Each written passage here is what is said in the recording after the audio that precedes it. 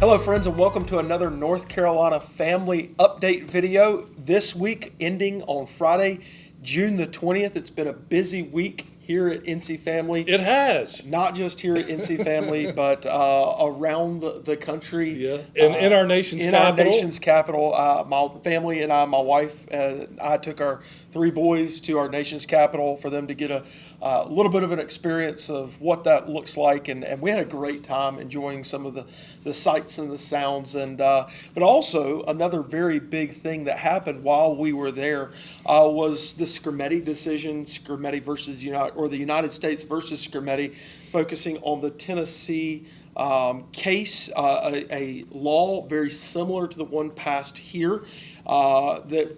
The decision was handed down on Wednesday of this week, and that was a 6-3 decision by the justices at the Supreme Court to uphold the Tennessee statute, the Tennessee law, basically protecting minors, children from puberty blockers, cross-sex hormones, and surgeries that would be used for transgendering those children. That law passed here. You would know this well, gentlemen. I wasn't here. This law passed here in 2023, and you can help me with this since you're the attorney. Since the Tennessee law was deemed constitutional, right, that affirms the North Carolina law. Because what I understand, basically the same law. So you're right. This is what saying it is constitutional to have a law like this to protect children from these procedures and these chemical treatments. Yes. That's encouraging. Encouraging for the Supreme Court to rule the way that they did, not without a little bit of contention back and forth. As we understand, these are deeply seated issues within the hearts of individuals. But we are grateful for their decision. We're going to continue to work through that, and as things progress on that, not just at the federal level, but here at the state level, we will continue to update you on those things. While I was away, there was a lot happening here. Gentlemen, tell me about, and those listening, about what happened this past week in the North Carolina State Legislature. Well, Mitch, the first item, and we've talked about this in a number of our recent updates, was House Bill 612, dealing with foster care and adoption in North Carolina. The bulk of this bill was a rewriting significant portions of our foster care statutes and updating those, which is great. There were some provisions in it also addressing adoption, and some provisions, a couple of provisions that we had concerns about, as well as some adoption attorneys and Christian adoption agencies, that would give more ability to putative or presumed biological fathers of children to basically interrupt the adoption of a child if they objected to that.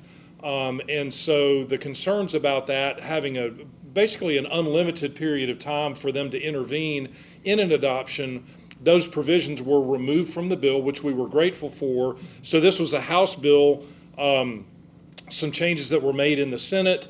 The Senate sent the bill back to the House, and the House actually concurred or agreed with the changes that were made in the Senate. So this bill is on its way to the governor right now. Right. And again, I think we mentioned before, but it's the value of having bills go through a process of committees and votes in both chambers. Yeah.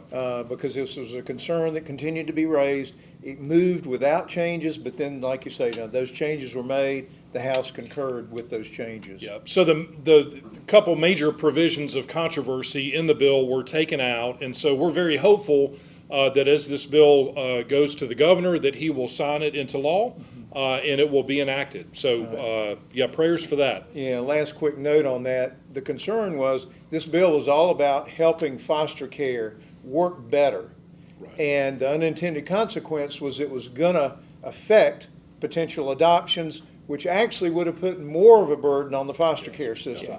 So I think everybody finally realized, no, this is a good way to take care of this and to actually improve foster care. Yeah, good clarification. Another bill that we've let you know about, we've been focused on, John, I understand that you testified on SB 442, the Parents Protection Act. Tell us what happened this past week. Well, I testified in the House Health Committee when they considered this bill. This bill has been through a number of steps in the legislature. It would essentially protect parents from being accused of abuse or neglect for raising their child in accordance with the child's biological sex. We know in some states, California, Colorado, there have been provisions that have been proposed and actually in California passed the General Assembly but got vetoed by the governor that would allow the government to come in and take a child away from the parents if the parents did not affirm a child's gender dysphoria or gender confusion and seek treatment for those types of things. And so we felt that this was very important for a provision proactively to be presented and to be approved in the North Carolina legislature and had been working to that end. So this bill was adopted in the House Health Committee or passed by the House Health Committee, has been approved by the House on Wednesday, and will be returning to the Senate for concurrence. There was a technical change, amendment that was adopted by the House on the House floor. So that will go back to the Senate for concurrence. We're hopeful that the Senate will agree with that change because it was really technical in nature. And then this bill will be ratified by the General Assembly and also make its way to the governor. Again, the value of the process going through, John, because one of the questions that people continue to raise, although you made the important point that there are states where provisions were already considered, right near the end of the debate, it actually came out because the people who were going, why are we doing this? And one member who understood said, actually we have found, after looking in the Health and Human Services guidelines here in North Carolina, that they would allow the consideration of whether or not parents were affirming these situations where their children are confused about their gender. And so it wasn't just a hypothetical or theoretical question. The legislature was addressing a very real issue here in North Carolina because this, in fact, is part of what our current Health and Human Services guidelines include. Well, and I would say in violation of state law, as we talked about with the Skrmetti decision, that North Carolina has a law in place that prohibits the administration of puberty blockers, cross-sex hormones, and gender transition surgeries on minors. And so the law already prohibits these things, and this provision, this law, is consistent with that. So another bill that we've been tracking, it's moving through the process. In fact, at the time of this recording, it's still moving through the process. I'm sorry, that's another one we'll get to in just a minute. I'm getting ahead of myself. In fact, you have gotten an email about this, and the link to that email, the story is at the bottom of this video. HB 805, the Senate has added some more provisions to this bill. Tell us about what we need to know about this bill. Well, this bill started out in the House as House Bill 805, as you said, prevents sexual exploitation of women and minors. It's intended to prevent the unlawful publishing of pornographic content on the internet. And so the Senate took this bill as the bill was proceeding through the Senate committee process and amended it in the Senate Judiciary Committee with a number of different provisions. And that was earlier in the week, this week.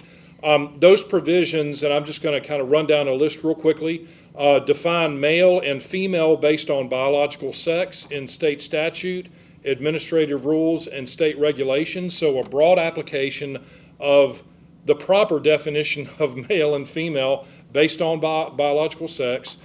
The bill, as it stands, would prohibit the use of state taxpayer funds to pay for puberty-blocking drugs, cross-sex hormones, or gender transition procedures for prisoners who are incarcerated in the state's prison system.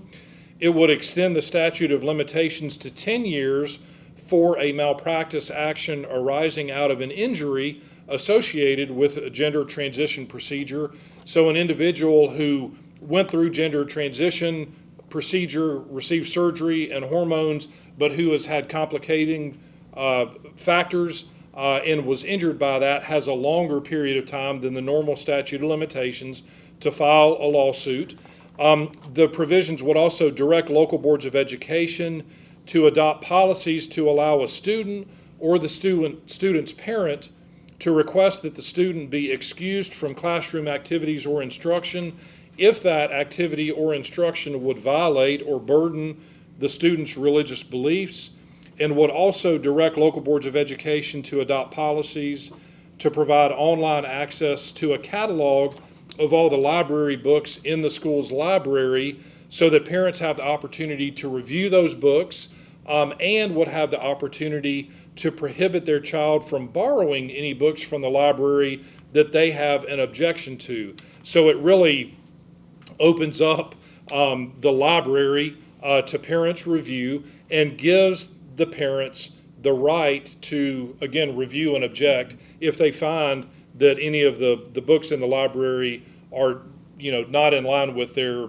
religious beliefs or other beliefs, and they could prohibit their child from checking those books out in the library. And y'all may recognize some of what John was just sharing that was included in this bill. It's another example of where the Senate has taken some legislation that's already passed, either in the House or the Senate, put them all together in one bill, which sometimes can be good. Usually it's non-controversial when you hear this bill passed in this chamber unanimously. This situation is one that includes a mix. There is the original bill, John, that you're talking about preventing sexual exploitation. That was one that had passed, I think, Right. pretty much unanimously. Some of the other bills, not the case. This is another part of what's happening is the legislature's trying to wind down next week and For a period be of gone time, yeah. for an indefinite period of time. But they are literally putting a lot of things through and combining bills. And so it's been a challenge, as we're saying, to stay on top of this, to try to be informed, to try to encourage legislators as they're looking at all these different provisions. And I know, John, you specifically in some of these cases have been helping with some of the language where we're going, I think this needs to be improved to clarify something where in fact we may be unintentionally legalizing something that we don't. All these are part of the dynamics of what's going on, and that's why it's helpful when you join us Yes. in being a voice with the members as they're considering all these different bills. So this bill, House Bill 805, as of this recording, has not yet been considered on the Senate floor. We anticipate that that's going to happen. If it doesn't happen at the end of this week, will happen early next week. And then the bill passes the Senate, which we expect that it will, it'll return to the House for consideration and concurrence or non-concurrence with all of the changes that the Senate made to this bill. To your point there at the end of describing what the bill does, there was a little bit of contention in the debate in the Senate Rules Committee, and I love what one senator did. He just reaffirmed, and what this bill does is the affirmation of parental rights, and that the best people to parent children are, in fact, parents, not the schools, not anyone else. Parents, and parents have the right to parent their children as they see fit. And so I appreciate this bill and what those senators and House members that are working on this are working to do to ensure that that still happens in addition to all of the other things that the bill does. Last one we're going to give you today is House Bill 328. We've talked about this before, but once again, the origination of a House bill as it goes to the Senate, and the Senate doing what it's doing right now and adding things to bills. Oh, Christmas tree. The House does that tree. to Senate bills. Yes, some they do. too, Absolutely. Absolutely. It's a Christmas tree farm down at the General Assembly right now.